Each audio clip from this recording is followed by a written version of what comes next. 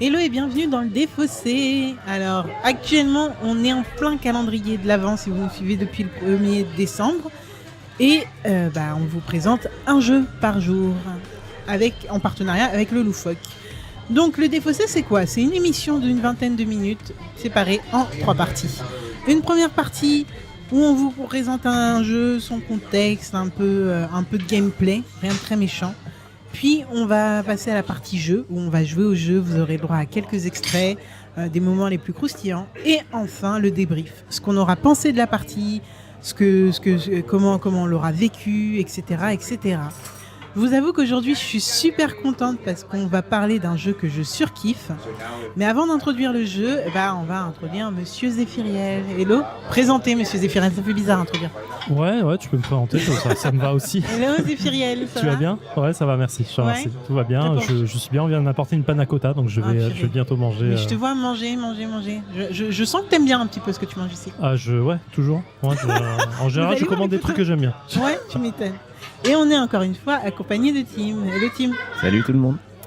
Alors, de quel jeu tu nous parlais ? Quel est ce jeu que j'ai tant attendu ? Alors, le jeu, c'est Shadow Amsterdam. C'est édité donc par Libellude. C'est sorti en avant-première à Essen 2018 cette année, donc en octobre.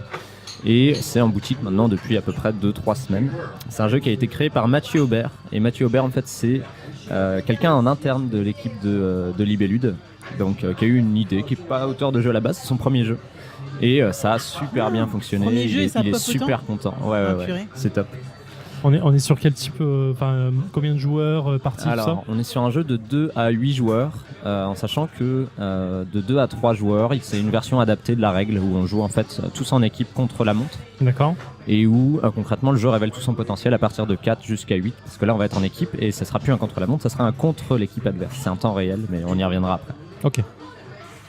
Ok, alors attends, à 8, juste pour savoir, à 8 c'est 4 contre 4 ou c'est plusieurs équipes de 2 ? Alors c'est 2 équipes, concrètement la thématique c'est 2 agences de détectives concurrentes ont été engagées sur la même affaire. C'est une affaire qui se passe dans la ville d'Amsterdam, donc une partie de l'équipe a été dépêchée pour aller sur place et va devoir essayer de récolter des indices et les livrer aux clients avant l'équipe adverse. Et un autre membre de l'équipe est ce qu'on appelle l'agent de liaison.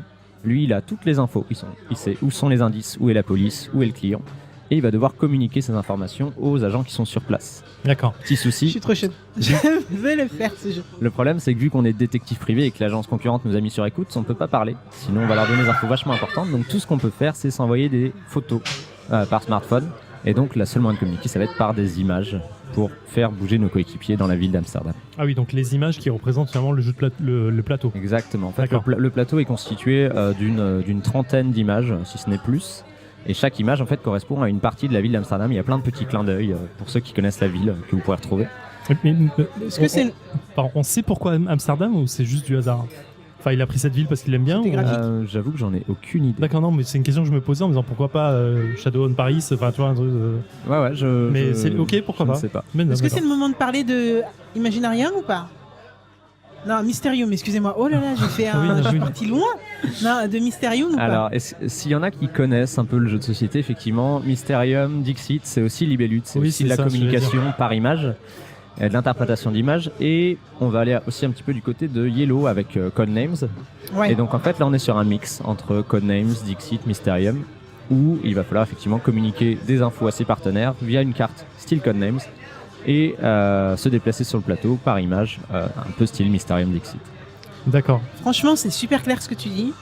Est-ce que Zef, t'as des questions ? Ouais, en fait, j'avais posé. Tu as montré donc le truc un peu Codenames où tu as le plateau représenté sur une seule tuile avec des croix rouges, des flèches vertes, des trucs. Ça correspond à quoi ça ? Alors en fait, sur cette carte-là, c'est la carte que possède l'agent de liaison. D'accord. Sur cette carte, on a toutes les infos, toutes les cases qui correspondent à la couleur de l'équipe ou alors qui sont bicolores, correspondent aux indices qu'il va falloir aller récupérer. D'accord. Il y en a 6. Pour gagner, il suffit de récupérer 3 indices parmi les 6 et de se rendre sur l'une des 2 cases vertes où le client nous attend pour récupérer les indices. D'accord. Les croix rouges, c'est là où la police est en train d'enquêter.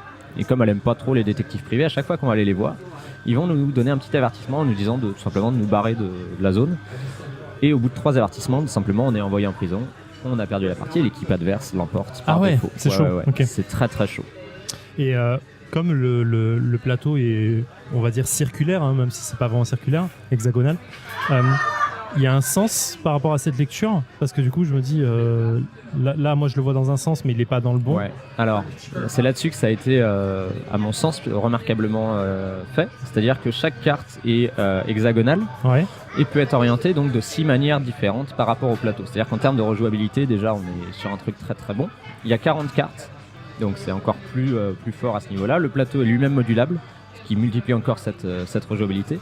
Et sur les cartes, vous avez sur 3 angles parmi les 6, un petit symbole, soit une étoile, un rond ou un carré, qui indique tout simplement de quelle manière on va orienter la carte. Il suffit que les deux agents de liaison se mettent d'accord au début, ils se disent, je sais pas, on met l'étoile au nord par exemple, ou l'étoile vraiment sur cet angle-là, histoire que les deux cartes soient bien orientées de la même manière.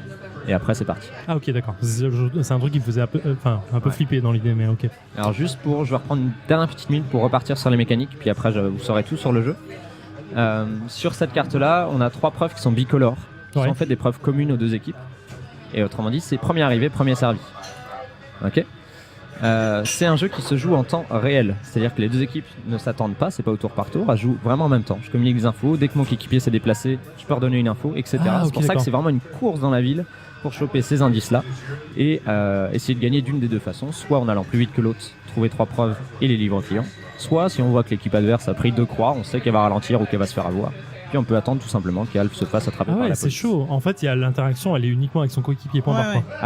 Ouais, mais tu vas régler en fait la vitesse de ta partie. Tu sais que tu vas devoir jouer plus vite si l'équipe adverse a déjà 3 preuves parce qu'ils veulent les rattraper, ou que tu auras du temps s'ils sont déjà à 2 croix et qu'ils vont eux ralentir puisqu'ils ont le risque de perdre la partie à la moindre erreur. D'accord. Comment tu vois que l'équipe adverse... Ah oui, d'accord. T'as les petits pions effectivement qui indiquent le nombre de trucs. Pareil, les croix, tu la donnes au... D'accord, ok. Ouais, je réponds, mais visuellement, je comprends. Finis tes questions peut-être, Zéphirien. En fait, donc du coup, effectivement, on a des petits pions qui indiquent les preuves qui ont été prises par l'équipe adverse ou la sienne. Donc visuellement, on sait où l'équipe adverse en est. Et on a des pions croix, effectivement, qu'on doit distribuer à l'équipe et qu'on place sur un petit plateau en disant je sais qu'ils sont à 2 croix, 1 croix ou à 0. D'accord, ok. Donc c'est plutôt pas mal. Ouais, est-ce que tu es aussi motivé que moi? Je suis assez motivé. J'ai une dernière question en termes de déplacement. Je me déplace autant que je veux, il n'y a pas de notion de case. La dernière règle, c'est que l'agent de liaison peut donner 1 ou 2 cartes images maximum à ses coéquipiers. D'accord. S'il donne une carte, ça veut dire qu'il demande à ses coéquipiers de se déplacer d'une case. S'il donne 2 cartes, il demande à ses coéquipiers de se déplacer exactement de 2 cases. Mais le problème, c'est que si je me déplace de 2 cases, il y a beaucoup de possibilités, donc c'est pas sûr du tout que j'arrive à aller au bon endroit. Attends, d'une case par rapport là où il se trouve? Exactement. Au début, on est au centre du plateau. Donc si je te donne une carte, vu qu'il y a 3 espaces qui sont condamnés au début, qui sont des gros buildings de 300 mètres, j'ai le choix que d'aller sur l'une des 3 cartes qui est autour du centre. Mais comment tu trouves les indices? Tu fais l'action de fouiller ou pas? Pas du tout. Une fois que tu t'es déplacé sur l'une des cases, ok, ton agent de liaison va te dire immédiatement ce qui se passe. Si t'es tombé sur une case blanche, il va rien dire. Si t'es tombé sur une croix rouge, il va dire police, tu vas être obligé de prendre une croix rouge. D'accord. Si tu es tombé sur une preuve, il va dire preuve, tu vas placer à ce moment-là un des petits jetons preuve à toi, d'accord, sur la case sur laquelle tu es arrivé. Et si généralement il crie hurrah, il tape dans la main, c'est que c'était gagné, c'était le client. D'accord. Et suivant la carte que tu donnes, j'imagine que les cartes que je donne ne ressemblent en rien aux cartes de la case, aux cartes du plateau. C'est là qu'on est sur l'interprétation d'image. D'accord. Si je te donne une carte avec de l'eau, plein de personnes dessus, tu vas peut-être aller vers une carte liée avec de l'eau. Et t'as combien de cartes en main de base? Alors, la réserve de cartes, c'est 10 cartes qui est disposée entre les 2 agents de liaison, qui est commune. Et c'est, encore une fois, c'est en temps réel. Donc c'est dès que tu as pris une carte, elle est pour toi, tu la donnes. Elle sera plus réutilisable et ni l'autre par l'un ni par ne peut plus la récupérer. Okay. Et une fois que les 10 cartes sont épuisées? Alors dès qu'une carte est prise, on la remplace. Donc d'accord, il y aura toujours 10 cartes en permanence. Ok, j'ai compris, je suis chaud, on y va. Ça peut très rapidement être chaud. Ouais, carrément. Ouais. C'est ok, c'est pas mal, Ça me semble très excitant là. Ouais, moi je suis grave motivé. On y va? Bon, écoutez, on y va. On se sépare en 2 équipes et c'est le moment. Alors on va faire versus défaussé. On vous dira ça en débrief qui a gagné. Ok, donc là on est à 2 indices pour le défaussé, 1 indice pour le loufoque. Le loufoque vient de taper un barrage de police. Remplace les cartes, Tim, là, tu nous fais perdre du temps. Mince, ma stratégie percée à jour. Ah, c'est chaud, c'est en pleine réflexion pour si tout le monde. Si je te donne 2 cartes, il n'y a pas d'ordre. On a 2 indices, 2 indices. Ouais, mais on a une croix pour l'instant. Ça change rien pour l'instant. Pour l'instant, ça change. En fait, 1 ou 2 croix, on s'en fout. C'est juste que la 3ème, elle est punitive. T'as pas le droit de me regarder pour avoir la progression, mais effectivement. Ah là là, le loufoque qui triche 2 fois de suite là. Ah là là, Sam, c'est pas bien. Alex joue des coudes pour avoir de la place, pour pas laisser. Ok, donc j'ai 2 cartes, une avec des gens qui sortent d'un mall, d'un centre commercial, et une avec un monsieur dans une usine et une déchetterie. Alex est en train de choisir 2. On l'avait J'ai pas un dit. monsieur qui regarde une ballerine et un sous-marin. Enfin, Preuve. ça fait 2. Et 3 preuves pour l'équipe des Oh loufoques. merde. Poker. Oh, Sam qui essaie de tricher une deuxième fois et troisième fois. J'ai arrêté de compter le nombre de fois où elle triche. Je crois que. Première manche. Attends, dis-le. J'ai pas. J'ai dit vous avez gagné.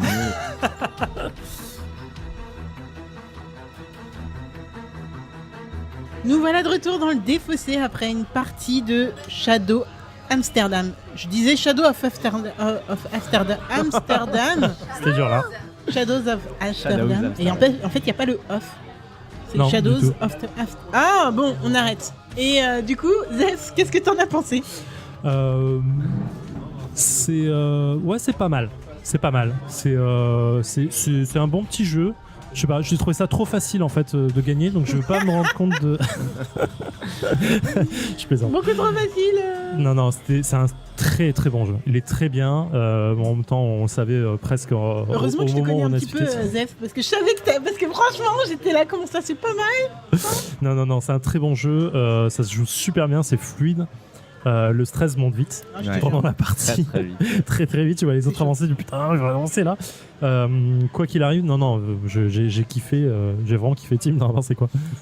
Bah, hormis le fait que vous avez effectivement gagné 2 manches à 0, ce qui est félicitations, Oui, parce qu'on bravo. on l'a pas dit, mais on a fait loufoque contre Défaussé. Hormis le fait qu'on a joué avec des cartes numérotées de 1 à 6, c'est-à-dire qu'il y avait moins de policiers sur la carte et donc c'était plus facile entre guillemets de gagner grâce aux preuves et aux clients plutôt que de perdre à cause des indices, Ouais. des policiers. Effectivement c'était super fluide et il y a eu cette course là quand même qui a mis un peu l'attention, mais vraiment quand on joue avec des cartes au-delà du niveau 6, il y a une grosse tension sur la police et tu joues beaucoup moins vite parce que ça arrive plus souvent qu'une équipe perde à cause des 3 Ah croix oui, donc que une t'attends équipe que les autres perdent en fait. gagne. La stratégie change un petit peu mais du coup la tension est pas du tout la même quoi. C'est vrai, c'est là que c'est super intéressant. Alex, Ouais, du coup, attention, c'est vrai, on a dit qu'on était beaucoup en pression, mais on n'a pas dit pourquoi. Mais en fait, ce temps réel fait quand même que dès qu'on voit que l'autre commence à trouver des indices, ou alors qu'on met beaucoup trop de temps à analyser vraiment la situation, plus les tuiles qu'on a à notre disposition, c'est vrai que là, enfin, moi en tout cas, ça m'a bien stressé au début, en mode, je trouve rien qui me va, mais en même temps, tu peux pas rester bloqué, parce qu'il y a les autres qui arrivent. Et ça, c'est un truc qu'on n'a pas forcément dans aussi bien Mysterium que Codename ou autre. On n'a pas cette pression de l'autre arrive, ouais, effectivement. j'ai besoin d'aller vite. Dans Mysterium, dans Codename, tu t'es vraiment posé en fait. T'as le temps de ton tour, t'as le temps de réfléchir. Oui. À la limite, t'as un sablier qui se déclenche, mais bon, c'est pas non plus la mort. Mais là, effectivement, la pression de l'autre équipe et suivant comment ils jouent, en fait, les simples paroles à la con qui peuvent te balancer, C'est ça. tu stresses très facilement, quoi. Tu sais, quoi, de quoi? J'ai envoyé une connerie, j'ai mal de me déplacer. Ah, moi, j'irais pas là si j'étais toi. Ouais, c'est exactement ça. Ah, tu joues comme ça. Et non, c'est assez violent pour le coup. Et c'est assez fun. Il y a aussi le côté faire attention où les autres se déplacent. Lorsque tu vois une croix, qu'ils ont pris une croix en fait, tu dis ok, là faut vraiment pas que j'y aille. Alors oui et Alors non qu'en parce fait, que ouais. les croix sont pas toutes en Elles sont commune pas en- d'une carte à l'autre. Ah d'accord, je pensais. Non. Je pensais. D'accord, ok, violence. Ouais. Non, franchement, sans faute. Moi, j'attendais ce jeu, vraiment, je l'attendais. Je l'ai vu popper partout sur Twitter le mois dernier, enfin en octobre. Et je l'attendais sans même savoir en fait vraiment en quoi ça consistait. Mais non, je le vois là, Non, c'est coup de cœur. On en parlait tout à l'heure, le fait qu'il n'y ait pas de texte et qu'il Ah oui. n'y ait pas de parole fait que tu peux y jouer avec n'importe qui, quoi. C'est Ouais. intergénérationnel, c'est interculturel. Et c'est aussi pour ça bons, que ça pour, marche de pour ça, fou, les Libellule sont bien. Ils font bien des. Leurs jeux sont un peu dans ce ça, style-là. c'est leur ligne éditoriale complète, c'est clair. C'est très cool. Puis, visuellement, putain, ça Ça tue. gère. Ça tue simple, quoi. C'est beau. Bon, c'est pas non plus des illus de malade, mais dans l'idée, en fait, ça reste simple, c'est beau. On comprend très facilement les cartes. Les détails sont lisibles. Ça se place facilement. Enfin, tout est agréable. Tout le Tout est matos, c'est réuni. bien, quoi. Ouais, c'est ça. Les images sont pas surchargées non plus. Fait que c'est pas comme si t'avais que 1 ou 2 infos, mais c'est pas comme si t'en avais 40 non plus. Ouais. Donc il y a un bon compromis sur chaque image en fait, pour pouvoir correspondre avec plein de cartes indices, mais en même temps pas trop non plus, quoi. Ouais, clairement. Ouais. Puis Alex niveau rejouabilité, je pense qu'on est au top avec pas mal de tuiles un peu à la Codename. Donc la tuile qui nous indique les endroits où on doit aller. Il y en a, je ne sais pas combien d'ailleurs, tu sais Il exactement. y en a 40, et vu qu'elles sont hexagonales, on peut les tourner dans 600 Voilà. différents. Ouais. Donc Ouais. je vais pas faire de calcul parce que c'est pas mon fort, mais bon, c'est déjà pas mal. Mais en plus, le plateau en lui-même se retourne. Donc Oui. le plateau où jouent les joueurs vraiment se retourne. et Sam a un truc à dire. Ah, On vous présentera Sam une prochaine fois. Non, il mais- n'y a personne qui triche. Juste pour dire que c'est un mélange entre Dixit et Codename. C'est exactement ce qu'on a dit, ouais. Ouais. C'est exactement ce qu'on disait. Et alors Non, tu Non, vas pas mais on est écouter, ce d'accord. sera coupé au On est montage. d'accord avec Sam.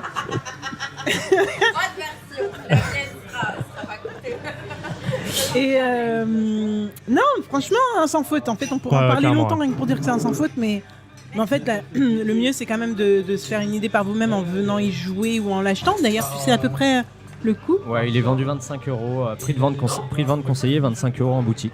Ah ouais, c'est Non, un mais petit voilà, jeu c'est pas cher, ridicule, c'est- super agréable, vous allez vous éclater avec quoi. Rejouabilité de fou. Petite précision de la part de Libellude, il s'appelle Shadows Amsterdam, mais c'est le seul qui sera fait comme ça. Il n'y aura pas par exemple de Shadows Paris. Ah, j'allais poser la question en ou fait. en tout cas, c'est pas prévu pour le moment. C'est une possibilité en fonction de, je suppose, si le jeu marche très très bien ou pas. Donc peut-être que vu le succès qu'il a actuellement, ça se fera plus tard. Mais pour l'instant, en tout cas, rien n'est prévu là-dessus. Ouais, ça n'a pas été fait dans ce sens-là en tout cas. Ouais, exactement. Ok. Bon, bah nickel. Voilà. Zef, t'as d'autres choses à rajouter? Non, j'ai envie d'y rejouer, donc on peut. Faut l'acheter, là. On peut enchaîner. Ouais, voilà. Bon, bah écoutez.